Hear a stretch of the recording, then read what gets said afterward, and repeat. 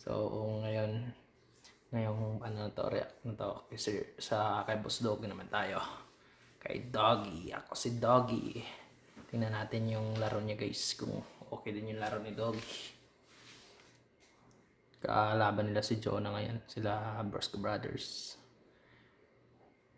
Alright, game. Ayan na, Doggy. Nag-dribble. Ay, kulang sa lakas. Uy, backboard, okay na. Kasama niya si Makos for 3 points. Doggy nag-dribble, lumusot, nakalusot, naka 2 points yun ha. Uy. Binangga si Jonah. Hindi, pero pumasok pa rin oh. Nakakuha pa ng foul si Doggy. Uy, sumablay. Doggy.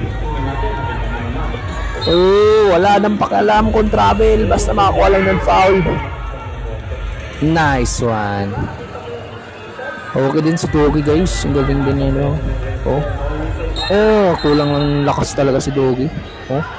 Pero kung nag-workout, kung nag-ano din si Doggy siguro pag nagpa-practice din to, mabilis to si Doggy. Halata walang practice si Doggy.